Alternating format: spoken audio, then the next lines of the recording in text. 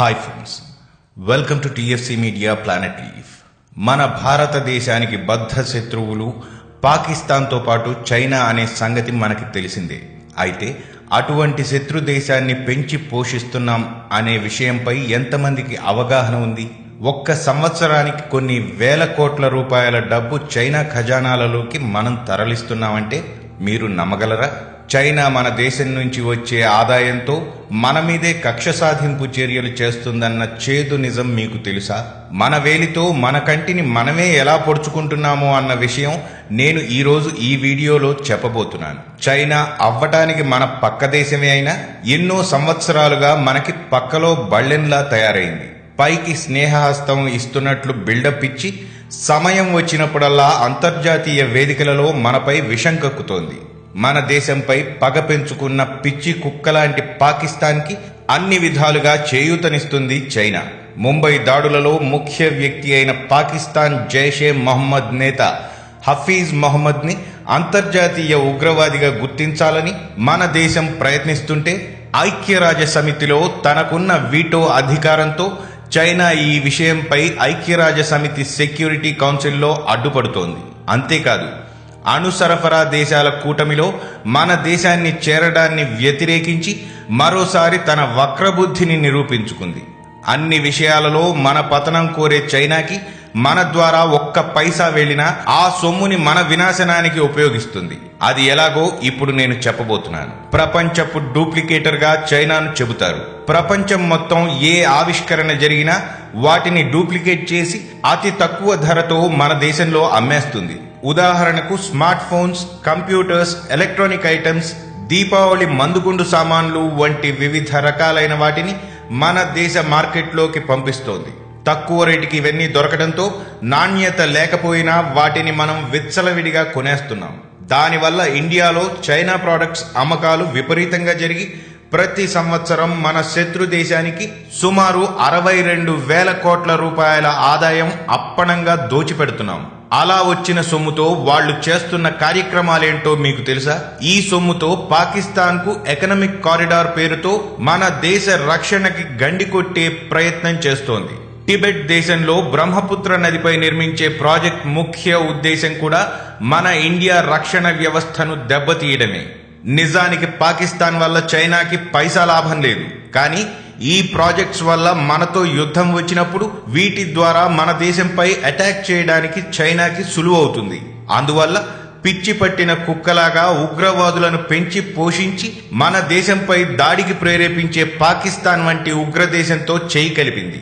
ప్రపంచంలో పెద్దన్నగా పెత్తనం సాగించే ఆశతో ఉన్న చైనాకి మన భారతదేశం యొక్క అభివృద్ధి పంటి కింద రాయిలా తయారైంది.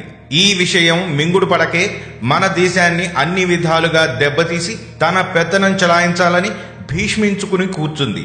అలాంటి శత్రుదేశం యొక్క ఉత్పత్తులు కొని మనం వాడి ఖజానాన్ని నింపుతున్నాం. ఈ మధ్య వచ్చిన కొన్ని కారణాల రీత్యా చైనా కొద్దిగా ఆర్థిక ఇబ్బందులలో ఉంది. ఇలాంటి సమయంలో వాడి ప్రోడక్ట్స్ ని కొనడం మానేస్తే వాడి బలాన్ని సగం దెబ్బతీసినట్లే అవుతుంది. ఈ మధ్య మన ప్రధాని ఇచ్చిన సందేశం మేరకు ఢిల్లీలోని సదర్ బజార్లోని వ్యాపారస్తులు చైనా ప్రోడక్ట్స్ ని స్వచ్ఛందంగా అమ్మడం మానేశారు. ఈ బజార్ దేశం మొత్తంలో చాలా ప్రఖ్యాతి పొందింది. ఇక్కడ దొరకని వస్తువు ఉండదు. దేశ విదేశాలకు చెందిన అన్ని రకాల ప్రోడక్ట్స్ ఇక్కడ దొరుకుతాయి. అయితే చైనా ప్రోడక్ట్స్ చాలా చీప్ గా దొరకడంతో మొన్నటి వరకు వాటి రాజ్యమే నడిచింది. ఇప్పుడు ప్రధాని ఇచ్చిన సందేశంతో వారు చైనా ప్రోడక్ట్స్ ని అమ్మడం పూర్తిగా మానేశారు. ఇండియా ప్రోడక్ట్స్ కొద్దిగా ధర ఎక్కువ ఉన్నా అవి ఎక్కువ మన్నిక కలిగి ఉంటాయి. కానీ చైనా ప్రోడక్ట్స్ చీప్ గా వస్తున్నా తొందరగా పాడైపోతాయని వారి వద్దకు వచ్చే కస్టమర్స్ కి కూడా బ్రెయిన్ వాష్ చేసి ఇండియా ప్రోడక్ట్స్ కొనేలా చేస్తున్నారు. వీరు చేస్తున్న ఈ పని వల్ల మన దేశ ఉత్పత్తుల యొక్క అమ్మకాలు పెరిగి మనం ఆర్థికంగా లాభపడటమే కాకుండా చైనాకు బుద్ధి చెప్పినట్లవుతుంది. అంతేకాదు, పాకిస్తాన్ మార్కెట్స్ లో దొరికే కూరగాయలు, నిత్యావసర సరుకులలో అధిక శాతం మన దేశం నుంచే వెళ్తాయి. మరీ ముఖ్యంగా గుజరాత్లోని ఓడరేవుల ద్వారా అధిక మొత్తంలో కూరగాయలు, నిత్యావసర సరుకులు వెళ్తాయి. అయితే అక్కడి వ్యాపారస్తులందరూ కలిసి పాకిస్తాన్కు సరుకులు పంపడం నిలిపివేశారు. దీనివల్ల పాకిస్తాన్లో నిత్యావసర సరుకుల రేట్లు మండిపోతున్నాయి.